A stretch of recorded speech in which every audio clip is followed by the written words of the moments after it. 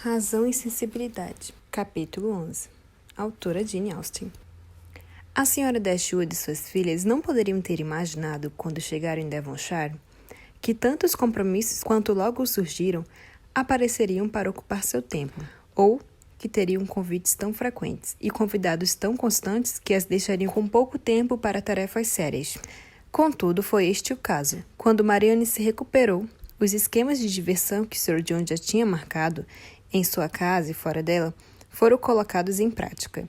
Os bailes particulares em Barton Park começaram, e as festas na beira do rio foram combinadas e dadas com tanta frequência quanto o outubro chuvoso permitiu. Em todas as reuniões do tipo, Willoughby era incluído, e a facilidade e familiaridade características das festas eram exatamente propícias para o aumento de sua intimidade com as Dashwood para que ele tivesse oportunidade de testemunhar as qualidades de Marianne, para que sua entusiasmada admiração por ela fosse percebida e para que recebesse, através do comportamento dela perante ele, a mais óbvia garantia de sua afeição.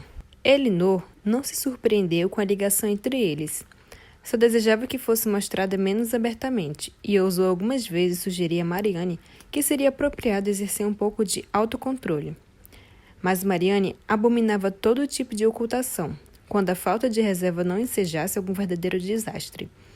E tentar reprimir sentimentos que não eram reprováveis por si próprios parecia-lhe não só um esforço desnecessário, como também uma vergonhosa sujeição da racionalidade a noções comuns e errôneas. Willoughby pensava o mesmo, e o comportamento dos dois, a todos os momentos, era uma ilustração de suas opiniões. Quando ele estava presente, ela não tinha olhos para outra pessoa. Tudo o que ele fazia estava certo. Tudo o que dizia era inteligente. Se fechavam suas noites em Barton Park com o jogo de cartas, ele trapaceava a si mesmo e a todos os outros para conseguir para ela uma boa mão. Se dança fosse a diversão da noite, eles eram parceiros na metade do tempo. E, quando obrigados a se separar por algumas músicas, cuidavam para ficar lado a lado e mal conversavam com qualquer outra pessoa. Esta conduta, é claro, os tornou objeto de muita troça, mas chacotas não os envergonhavam e pareciam quase que não os irritar. A senhora Dashwood embarcou em todos os seus sentimentos com entusiasmo, que não a deixou com qualquer inclinação para cercear a exibição excessiva dos mesmos. Para ela, era apenas a consequência natural de uma forte afeição em uma mente jovem e ardorosa. Foi um período de felicidade para Marianne. Seu coração era devotado a Willoughby, e a probabilidade de diminuição de sua ligação amorosa com Norland, que havia trazido consigo de Sussex, era maior do que imaginara ser possível, devido aos encantos que a companhia dele acrescentava a seu lar atual. A felicidade de Elinor não era tão grande, seu coração não estava tão tranquilo, tampouco era sua satisfação com suas diversões tão pura. Não lhe propiciavam qualquer companhia que pudesse compensar o que ela havia deixado para trás, ou que a fizesse pensar em Norland com menos saudades do que antes. Nem Lady Middleton nem a senhora Jennings podiam dar a ela as conversas das quais sentia falta. Apesar de esta última ser uma faladora constante e ter tido desde o início tamanha consideração por ela que a fazia concentrar nela a maior parte de suas conversas. Já havia repetido sua própria história para Elinor 3 ou 4 vezes, e se a memória de Elinor fosse tão boa quanto suas possibilidades de melhoria, poderia ter conhecido logo no começo de sua reação com a senhora Jennings todos os detalhes da última doença do Sr. Jennings e o que ele disse para a esposa alguns minutos antes de morrer. Lady Middleton era mais agradável do que a mãe, só por ser mais quieta. Elinor precisou observar só um pouco para perceber que sua reserva era devido meramente a seus modos calmos e que sensatez não tinha nada a ver com isso.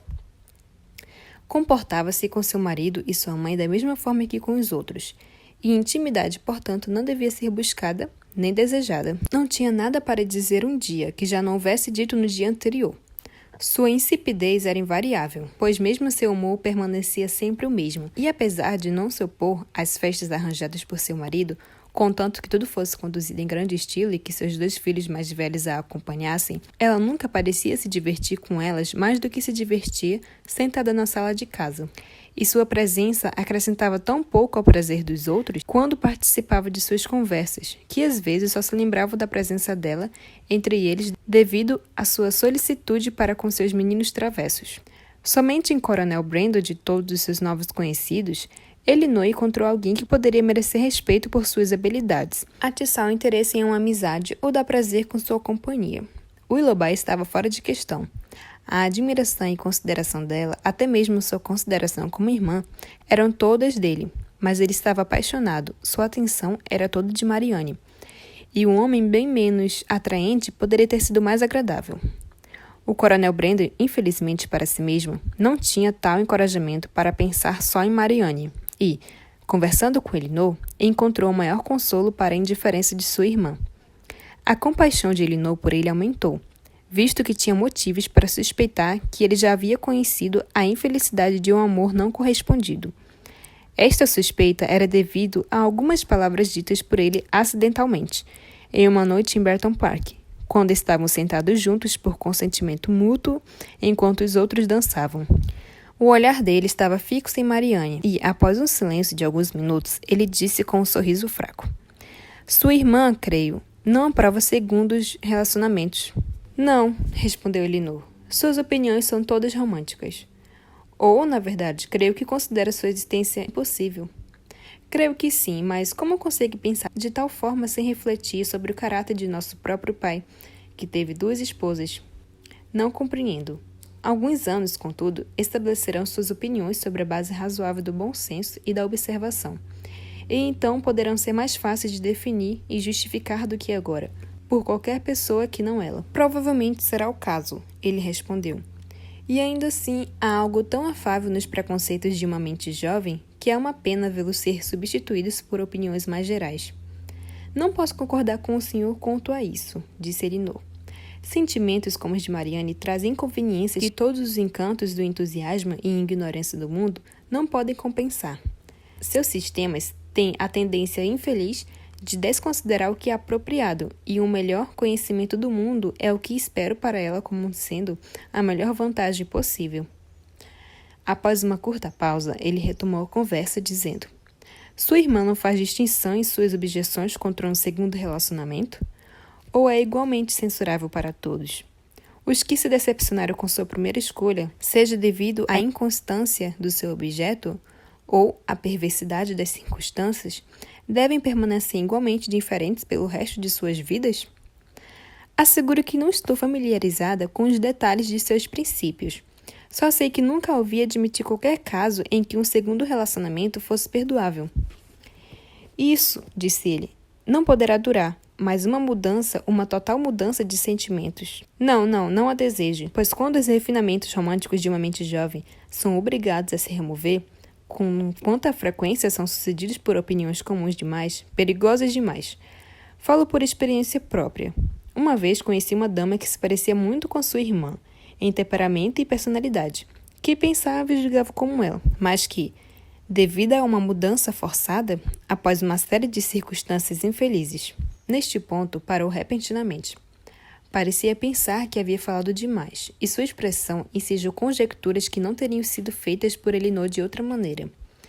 É provável que nenhuma suspeita teria recaído sobre a dama, caso ele não houvesse convencido a senhorita Dashwood de que o que dizia respeito a ela não deveria sair de sua boca.